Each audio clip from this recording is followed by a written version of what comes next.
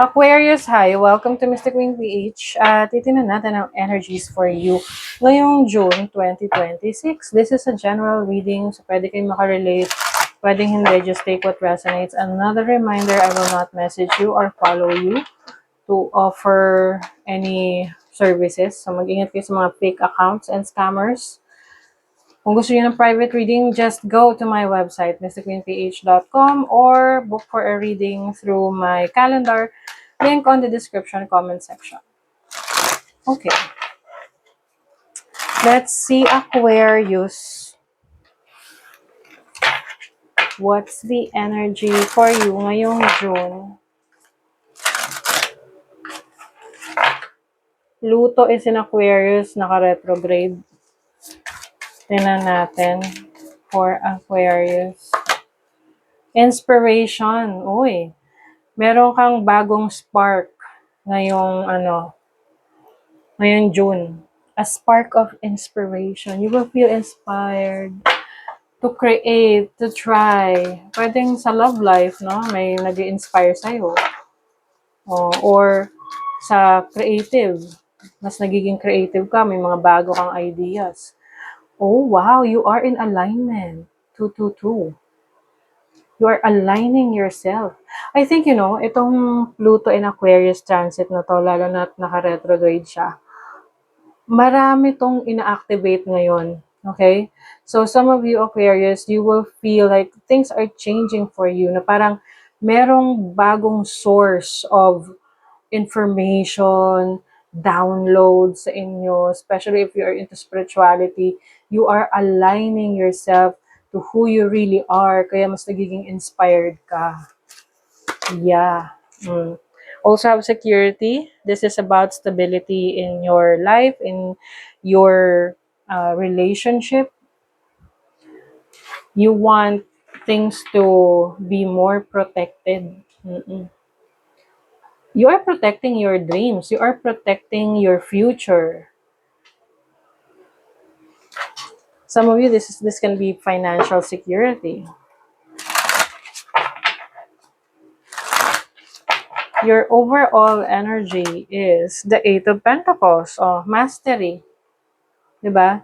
Meron kang ginagalingan mo. You have the Sun in Virgo. Your strength is about being more meticulous. You are mastering your craft. Kung saan ka magaling. 'Di ba? Yung ano ba yung quote na 'yon? Yung Jack of all trades, 'di ba? Basta ibig sabihin nun is marami kang alam pero wala kang mastery, no? So mas maganda na meron kang specific na abilities na yun yung master mo. Yun yung alam mo talaga. Yun yung dun ka magaling. Your challenge is the Ten of Swords. Oh, this can be stressful for some of you Aquarius. Itong mga ina-align mo sa sarili mo. Hindi siya magiging madali, pero this is going to be worth it. Okay?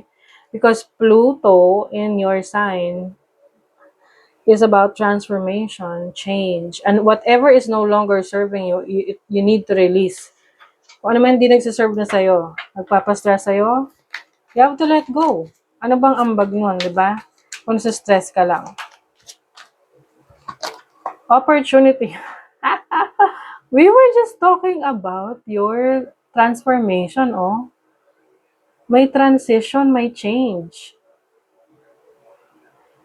Wow. You have the opportunity to change your life, Aquarius. This is about a brand new you. A rebirth. Bagong ikaw. Now, your blessing is, di ba? Bagong ikaw, Ace of Cups. It's a new you. Creation. You are creating something.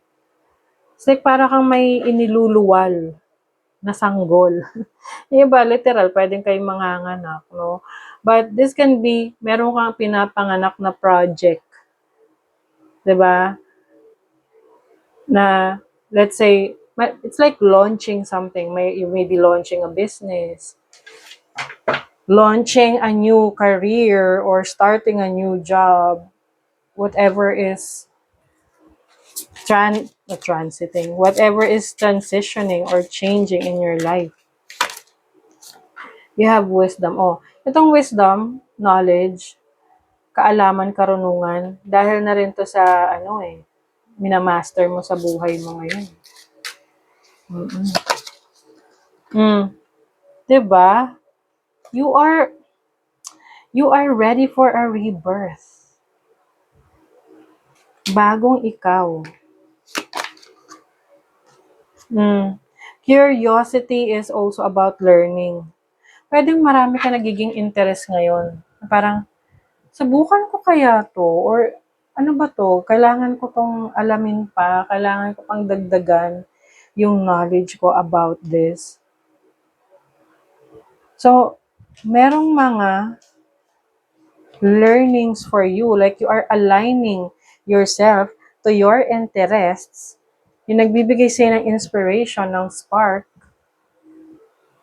And then, whatever inspiration that is, you are putting in the effort, okay? Even if it's somehow challenging or stressful sa'yo, you're still doing it. Kasi alam mo, ito yung babago ng buhay mo. This is going to rebirth you. It's like a new you.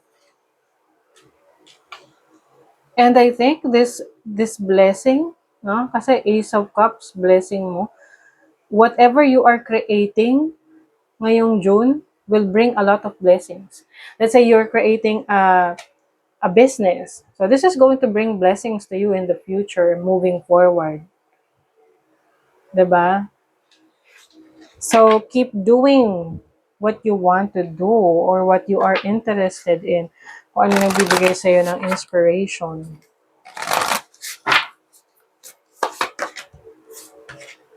Wings. You never needed those wings to fly. Ang ganda ng message na to. Kasi ito yung minsan sineset natin sarili natin sa mga limitations na, ay, magagawa ko lang to kapag ganito. 'Di ba? Makakalipad lang ako kapag meron akong wings. Kapag meron akong pakpak. Pero ang totoo, marirealize mo sa sarili mo na, ay, hindi ko pala kailangan yun. Oo. Hindi ko pala kailangan umasa dito sa taong to para maging independent. Kaya ko pala. So it's like you realizing, rediscovering yourself, yung mga bagay na kaya mong gawin na akala mo hindi mo kaya. So you're stepping out of your comfort zone and exploring opportunities. Wow. Okay, so that is your reading, Aquarius. Thank you so much. See you again.